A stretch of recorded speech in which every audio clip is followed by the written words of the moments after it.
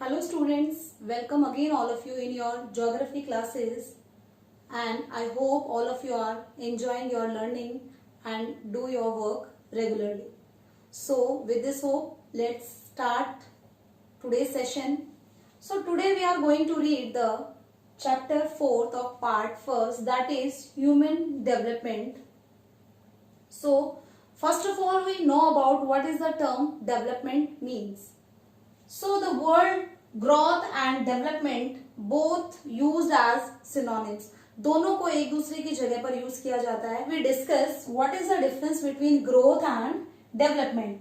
So growth means it's a quantitative approach. Means growth का मतलब होता है कि कोई भी चेंज हो रहा है बट वो क्वांटिटी में चेंज हो रहा है. That is the growth. लेकिन जब वही चेंज क्वालिटी में हो, that is the development. Growth है वो पॉजिटिव नेगेटिव दोनों हो सकता है, बट जो डेवलपमेंट है ये ऑलवेज किस डायरेक्शन में होगा? पॉजिटिव डायरेक्शन में होगा. So let's discuss with the help of example. Suppose मेरी सैलरी 1000 रुपीज है और उसके बाद में मेरी सैलरी और 1000 रुपीज बढ़ जाती है. तो अभी यहां पर क्वांटिटी चेंज हो गई है. 1000 रुपीज से अब मेरी सैलरी 2000 रुपीज हो गई है. सो यहां पर क्या हुआ है? ग्रोथ हुआ है. किस वे में हुआ है? पॉजिटिव वे में. और एक इसी का एग्जांपल नेगेटिव वे में, मेरी सैलरी 1000 रुपीज थी और वो कम हो गई है एंड कम होकर के वो 500 हो गई है. ग्रोथ यहां पर भी हुई है, क्वांटिटी में चेंज यहां पर भी आया है, बट वो नेगेटिवली चेंज आया है. नेगेटिवली चेंज आया है, इसको हम कहेंगे. So this is the growth term. Quantity में चेंज आ जाना. यहां पर डेवलपमेंट से मतलब है क्वालिटी में चेंज आना. सपोज करो मेरी सैलरी तो 1000 थी, लेकिन इसमें से 800 मैंने अपने ट्यूशन पर खर्च कर दिए. ट्यूशन की फीस दे दी. अब ट्यूशन में किसी चीज का जा रही हूँ, कोचिंग जा रही हूँ, उस पर वहां पर मैंने 800 फीस दी है, तो मेरे अंदर कुछ मेरी जो नॉलेज है वो इंक्रीज हुई है, तो क्वालिटी बढ़ी है. नॉलेज इंक्रीज हुई है, एक्सेस टू रिसोर्स, मुझे जो एग्जाम देना था उसके मेरे को कॉन्फिडेंस आ गया कि मैं उसको क्लियर कर सकती हूँ क्योंकि मेरे को नॉलेज मिल गई है ये पैसा खर्च करके. तो 1000 रुपीज में से अगर 800 मैंने किसी चीज पर खर्च करे हैं, तो यहाँ पर ये नहीं कि क्वालिटी है वो घट गई, बल्कि क्वालिटी बढ़ी है, क्योंकि या तो हेल्थ पर खर्च करें या एजुकेशन पर खर्च करें या ट्रेनिंग पर खर्च करें, उससे जो ह्यूमन बीइंग है उसका डेवलपमेंट होता है. So here is the difference between growth and development. So concept of human development is given by doctor Mahbub ul हक. ये पाकिस्तान से बिलोंग करते हैं, doctor Mahbub ul Haq, and professor Amartya Sen, ये इंडियन इकोनॉमिस्ट हैं. सो अमृत सेन एंड महबूब उल हक दोनों ने मिलकर के ह्यूमन डेवलपमेंट का कॉन्सेप्ट दिया था. मतलब अगर हम ह्यूमन कॉन्सेप्ट की बात करें तो दोनों का जो कंट्रीब्यूशन है वो बहुत ज्यादा है, क्योंकि यहीं से ह्यूमन डेवलपमेंट को मेजर करने की जो एक स्टार्टिंग है वो यहीं से हुई थी. इन दोनों ने जब अपने अपने व्यूज दिए थे ह्यूमन डेवलपमेंट के, जो कॉन्सेप्ट दिए थे. So these two personalities are very important to in the concept of human development. So human development के बारे में डॉक्टर महबूब उल हक ने क्या कहा था? इन्होंने कहा था enlarge people's choices. Human development वो है जो पीपल्स की जो चॉइसेस है उनको बढ़ा दे, हमारे पास में ऑप्शन बढ़ जाए, हमारे अंदर कुछ ऐसी क्वालिटी आए जिससे कि हमारे पास में ऑप्शन बढ़ जाए, चॉइसेस बढ़ जाए. Improves their lives. डेवलपमेंट वो है जिससे लोगों की जो लाइफ है उसमें इंप्रूवमेंट होता है. चेंज नहीं आता है, इंप्रूवमेंट होता है, पहले से बेटर सिचुएशन पर वो पहुंच जाते हैं. एंड जो डेवलपमेंट होता है वो पूरा का पूरा कंसंट्रेट सेंटर्ड होना चाहिए, पूरा कंसंट्रेशन के साथ में कि पीपल ओरिएंटेड होने चाहिए. जितने भी जो डेवलपमेंट है उनका सेंट्रल पॉइंट है वो पीपल होने चाहिए. मतलब डेवलपमेंट लोगों के लिए हो रहा है और उसको सेंटर पॉइंट में रखा जाना चाहिए सिटीजन को. तब कोई भी किसी भी टाइप का डेवलपमेंट है वो गवर्नमेंट को सोचना चाहिए. एंड प्रोफेसर अमृत सेन, इन्होंने किस ऑब्जेक्टिव पर ज्यादा स्ट्रेस दिया था? That is increase in freedom. इन्होंने कहा था पीपल्स की फ्रीडम जब बढ़ेंगी तब उसका डेवलपमेंट होगा. यानी कि ह्यूमन बीइंग का डेवलपमेंट तब बोला जाएगा जब उसके पास में फ्रीडम, डिफरेंट टाइप की जब फ्रीडम आ जाएगी, वो फ्री है. जैसे कोई बच्चा है वो फ्री है कि कौन सी स्ट्रीम उसने सेलेक्ट करनी है, कौन सी उसने पढ़ाई करनी है, आगे क्या करना है फ्यूचर में. जब उसको फ्रीडम दी जाएगी वेरियस, तब उस टाइम पर हम कहेंगे कि वहां पर ह्यूमन डेवलपमेंट हो रहा है. सपोज करिए कोई पुअर पीपल है, उनके बच्चे स्कूल नहीं जा पा रहे, तो उनके पास में तो फ्रीडम है ही नहीं, उनके पास में तो ऑप्शन ही नहीं बचे हैं कि वो किस स्ट्रीम को सिलेक्ट करेंगे, क्योंकि वो 10th तक तो पढ़ाई नहीं करे, तो 11th में स्ट्रीम कहाँ से वो सिलेक्ट करेंगे। सो इसे ही कहा जाता है कि फ्रीडम, कि 10th तक बच्चा जब पढ़ ले उसके बाद में वो उसको फ्रीडम मिली कि कौन सा सब्जेक्ट है वो एज अ एक मेन स्ट्रीम सेलेक्ट करेगा, तो दैट इज द फ्रीडम। क्योंकि अगर बच्चे को एजुकेशन ही नहीं दी है तो फ्रीडम उसके पास नहीं होगी। तो here he talking about the freedom, the different quality of life, that is education, health, training, मतलब रिसोर्सेज तक पहुंचना, रिसोर्सेज तक तब हम पहुंचेंगे तब हमारे पास में फ्रीडम आएंगी। Doctor Mahbub ul Haq and professor Amartya Sen work together to bring out the initial human development reports. Human development reports किस बेसिस पर होनी चाहिए, उसके लिए दोनों ने, डॉक्टर हक ने एंड प्रोफेसर सेन, दोनों ने मिलकर के उसके लिए साथ में काम किया। डॉक्टर हक क्रिएटेड ह्यूमन डेवलपमेंट इंडेक्स इन 1990। इन्होंने फाइनली HDI, जिसे ह्यूमन डेवलपमेंट इंडेक्स कहा जाता है, उसको इन्होंने क्रिएट कर लिया 1990 तक पहुंचते पहुंचते, और इसमें कौन से क्राइटेरियाज को इंक्लूड करा जाएगा ये भी इन्होंने बताया। Then UNDP, united nation development programme, used his concept of human development. उसके बाद में UNDP ने भी किस बेसिस पर, HDI के बेसिस पर अपनी ह्यूमन डेवलपमेंट रिपोर्ट पब्लिश करनी स्टार्ट करी, to publish human development report 1990।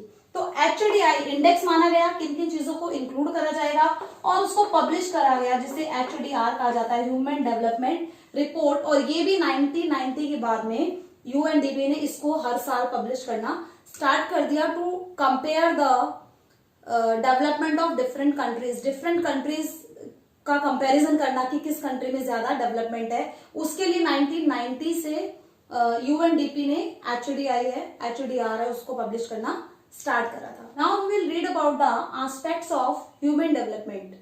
Human development के एस्पेक्ट्स कौन से हैं, मतलब किन चीजों को देख करके हम कह सकते हैं कि ह्यूमन डेवलपमेंट हो रहा है। सो फर्स्ट वन इज, जो मोस्ट इंपॉर्टेंट थिंग्स हैं ह्यूमन डेवलपमेंट के लिए, दैट इज हेल्थ। जो हेल्थ है वो ठीक होनी चाहिए, हेल्थ फैसिलिटीज होनी चाहिए कंट्रीज में, लाइफ एक्सपेक्टेंसी अच्छी होनी चाहिए, इनफैंट मॉर्टेलिटी रेट है वो लो होना चाहिए, एंड डेथ रेट है एंड बर्थ रेट है उनमें भी कंट्रोल होना चाहिए। दैट्स वाई हम कहेंगे कि वहां पर ह्यूमन डेवलपमेंट हो रहा है। Next one is education. Human resource development के लिए जो एजुकेशन है दैट इज द मस्ट। तो एजुकेशन के ही पार्ट है ट्रेनिंग एंड स्किल्स, तो ये भी होने चाहिए तभी ह्यूमन डेवलपमेंट होगा। Next one is access to resources. Resources तक हमारी पहुंच हो, मतलब गरीब बच्चे हैं वो पढ़ाई कर सकें, तो तभी हम कहेंगे कि वहां पर उनकी एक्सेस है रिसोर्स तक पहुंचने की। And next one is freedom to make choices. अगर हमारे पास में एजुकेशन, अगर हमारे पास में स्किल, अगर हमारी हेल्थ अच्छी है तो ही हमारे पास में ऑप्शन होंगे, अदरवाइज हमारे पास में कोई ऑप्शन नहीं बचता है। कोई पर्सन है वो किसी कंपनी में काम करना चाहता है जिसमें एक स्पेसिफिक कोर्स की जरूरत है, तो उसने अगर वो कोर्स किया है तो ही उसके पास में चॉइसेस बच जाती है, अदरवाइज उसके पास में ऑप्शन नहीं बचते हैं। तो इतनी कैपेबिलिटी होनी चाहिए ह्यूमन बीइंग में कि वो फ्री है, फिर फ्रीडम है उसके पास में चॉइसेस की, किस ऑप्शन को वो सेलेक्ट करता है। These aspects are important for human development. Health, education, reach to resources and freedom of choices are most important for human development, but due to inability to acquire knowledge, enable हम acquire नहीं कर पा रहे knowledge, studies नहीं कर पा रहे हैं फर्दर कंटिन्यू, या अपने बच्चों को स्कूल नहीं भेज पा रहे हैं, मटेरियल पोवर्टी, या फिर हम पहले से इतने गरीब हैं कि हमारे पास में बिल्कुल कम पैसा है, एंड सोशल डिस्क्रिमिनेशन, सोसाइटी में कोई ग्रुप है उसके साथ में सोशल डिस्क्रिमिनेशन हो रहा है। तो कुछ पीपल है इन रीजंस की वजह से, पोवर्टी की वजह से, inability to acquire the knowledge की वजह से, या सोशल डिस्क्रिमिनेशन की वजह से हैं, वो इतने कैपेबल नहीं बन पाते हैं कि उनके पास में चॉइसेस की फ्रीडम आ सके। वो उनके पास में चॉइसेस नहीं है, वो फ्री नहीं है कुछ भी सेलेक्ट करने के लिए, कुछ भी अपनी मर्जी से करने के लिए, क्योंकि उनके पास में ऑप्शन ही नहीं है। किसकी वजह से? सोशल डिस्क्रिमिनेशन की वजह से, पोवर्टी की वजह से, या इनएबिलिटी टू एक्वायर नॉलेज की वजह से। उनके पास में नॉलेज नहीं है तो उनके पास में ऑप्शन भी नहीं है। Here we talk about the 4 pillars of human development. Human development के 4 बेस कौन से हैं, 4 पिलर कौन से हैं? So first one is equity. Equity means everyone have equal approaches to resources, सबके पास में रिसोर्सेज तक पहुंचने की इक्विटी होनी चाहिए। मतलब कि कोई अगर ग्रुप ऐसा है जो काफी पीछे रह गया है तो उसका भी फर्दर रिजर्वेशन उसको देख के सबके बराबर लाना, तो सबको एक लेवल तक पहुंचाने का मतलब ही है इक्विटी। सपोज करिए कि कोई मैच चल रहा है, वहां पर छोटी क्लासेस के और बड़ी क्लासेस के बच्चे हैं, लेकिन बीच में एक वॉल है, तो बड़ी क्लासेस के बच्चे उस मैच को देख पा रहे हैं, जबकि छोटी क्लासेस के बच्चे हैं उनको वो नहीं दिख रहा। तो छोटे क्लासेस के बच्चों के लिए यहाँ पर कोई ऐसा प्लेटफॉर्म देंगे कि जिस पे चढ़ के वो बच्चे मैच देख सके। तो यही है इक्विटी का मतलब, कि उनको एक लेवल तक पहुंचाना। तो सभी लोगों को एक लेवल तक पहुंचाने की रिस्पॉन्सिबिलिटी गवर्नमेंट की होती है, चाहे वो हेल्थ के रिगार्डिंग है, चाहे एजुकेशन के रिगार्डिंग। मतलब गवर्नमेंट को ऐसे प्रोविजंस करने चाहिए कि इक्विटी आए कंट्री में, तो ही ह्यूमन डेवलपमेंट होगा। One is sustainability. Sustainability means एक जनरेशन को जो अपॉर्चुनिटीज मिल रही है वो नेक्स्ट जनरेशन को भी मिले, that is the sustainability. Means इस जनरेशन, इसको भी एग्जांपल के साथ में देखते हैं। एक जनरेशन की जो कोई भी एक पर्टिकुलर फैमिली है, उसमें जो गर्ल्स हैं वो स्कूल जा रहे हैं, पढ़ रही है, लेकिन बीच में उनको बोल दिया जाता है कि अब हमारे घर से जो गर्ल्स है वो पढ़ने के लिए नहीं जाएगी। तो यहाँ पर सस्टेनेबिलिटी नहीं है, कॉन्टिन्यूटी नहीं है, क्योंकि आपने बीच में ही उसको स्टॉप कर दिया। तो आगे आने वाली जो जनरेशन है वो भी अपने जो गर्ल्स हैं उनको स्कूल नहीं भेजेंगे, क्योंकि यहाँ पर जो सस्टेनेबिलिटी है वो खत्म हो गया। तो कॉन्टिन्यूटी जो एक जनरेशन कर रही है वही कंटिन्यूटी बनी रहे और दूसरी जनरेशन भी उसको करे, उसको बीच में स्टॉप ना करा जाए। जैसे कि एजुकेशन है, एजुकेशन अगर कंटिन्यूअस है तो वो आगे जनरेशन के लिए भी कंटिन्यूअस हो, that is the continuity. Next one is productivity. Productivity means human labour, human effort. कोई भी, अगर आपके पास में एजुकेशन है, आपकी हेल्थ अच्छी है, तो आप ज्यादा प्रोडक्टिव वर्क कर पाएंगे। तो किसी कंट्री के लोग हैं, अगर वो एजुकेटेड भी हैं, अगर उनकी हेल्थ भी अच्छी है, तो वहां पर प्रोडक्टिविटी ज्यादा होगी। तो ह्यूमन डेवलपमेंट तब ज्यादा होगा तब वहां पर प्रोडक्टिविटी ज्यादा होगी। And next one is empowerment. Empowerment means freedom to access the resource, to make the choices.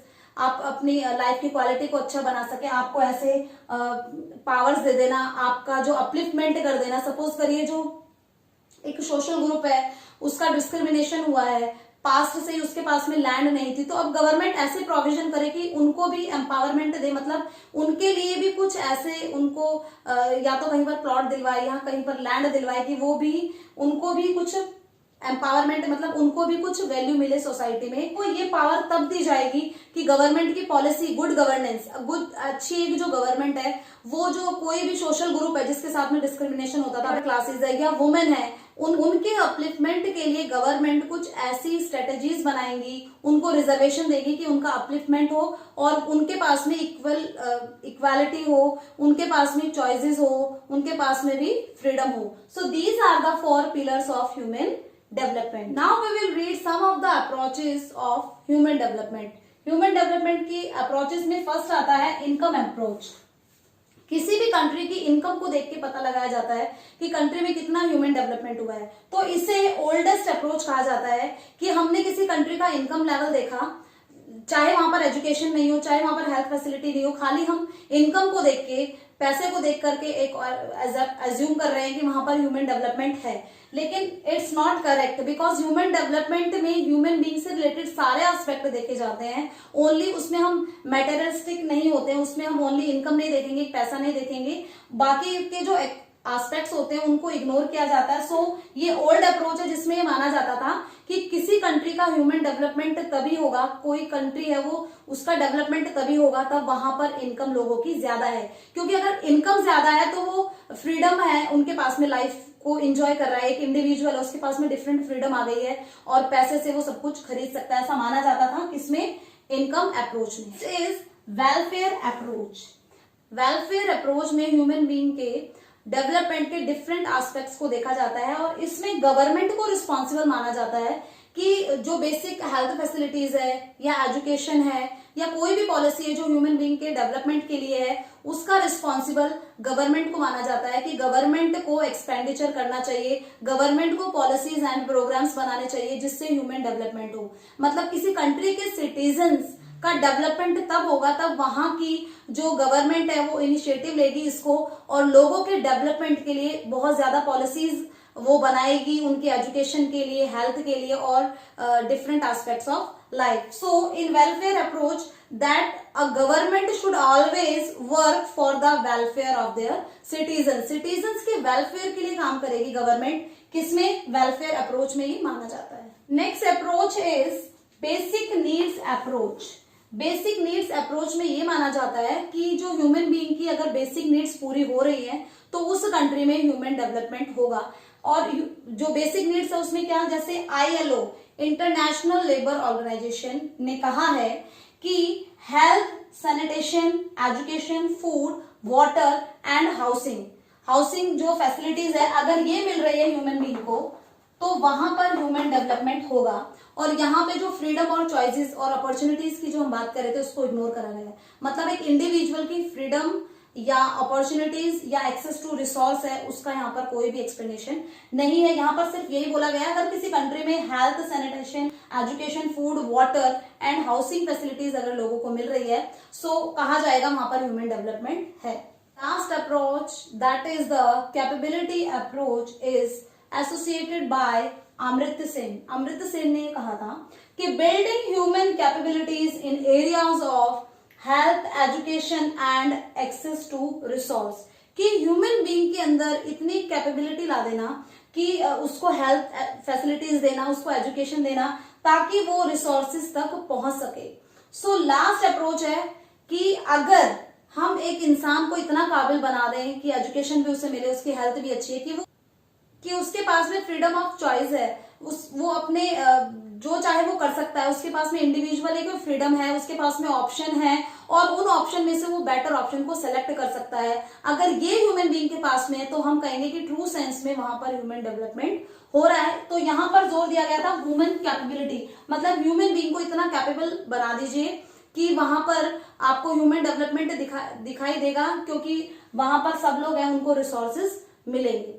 So these are 4 approaches of human development. That's all for today's session. I hope all of you understand the concepts of the human development. Students, you are in 12th class, so pay attention towards your studies and serious हो जाइए. आप सब learning work कर रहे होंगे I hope. And एक strong determination अपने अंदर लाइए कि हमें आज कौन सा चैप्टर पढ़ना है या कौन से क्वेश्चन हमें लर्न करने हैं और वाकई में उनको लर्न करिए. आज का काम कल पे अगर आपने छोड़ दिया तो फिर आगे आपका वर्कलोड बढ़ जाएगा. और क्योंकि 12th क्लास है तो जितना आप एनसीईआरटी चैप्टर्स को रीड करेंगे, जितने ज्यादा आप क्वेश्चंस लर्न करेंगे सो आपके लिए बेनिफिशियल होगा. So pay attention towards your studies. Best of luck. Thank you.